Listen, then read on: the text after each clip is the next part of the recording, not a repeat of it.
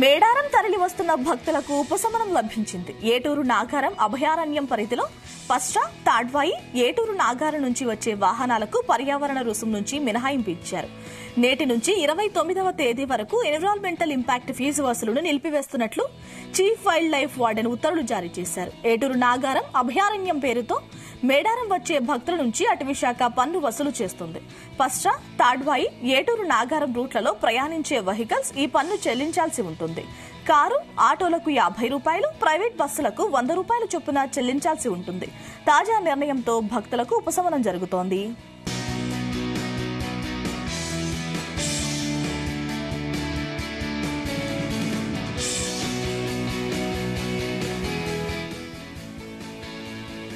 మేడారం తరలి వస్తున్న భక్తులకు ఉపశమనం లభించింది. ఏటూరు నాగారం అభయారణ్యం పరిధిలో పస్ట, తాడ్వాయి, ఏటూరు నాగారం నుంచి వచ్చే వాహనాలకు పర్యావరణ రుసుం నుంచి మినహాయింపు ఇచ్చారు.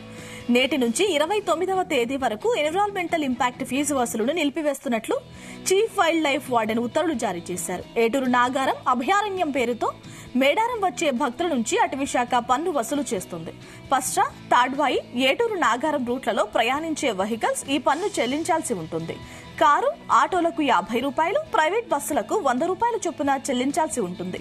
తాజా నిర్ణయంతో భక్తులకు ఉపశమనం జరుగుతోంది.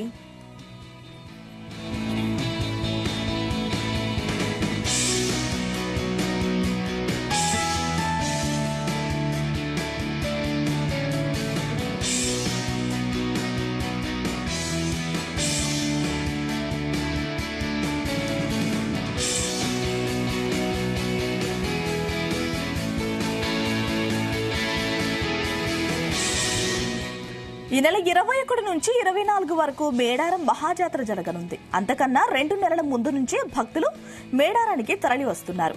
ప్లాస్టిక్ నిరోధకానికి తాడ్వాయి, పస్టా రూట్లలో 2 చెక్ పోస్టులను ఏర్పాటు చేశారు. మేడారం మహాజాతరను ఈసారి ప్లాస్టిక్ ఫ్రీగా నిర్వహించాలని రాష్ట్ర ప్రభుత్వం నిర్ణయించింది. మేడారం మహాజాతరకు ప్రపంచం నలుమూలల నుంచి 1.5 కోటి మంది భక్తులు వస్తారని ప్రభుత్వం అంచనా వేస్తోంది.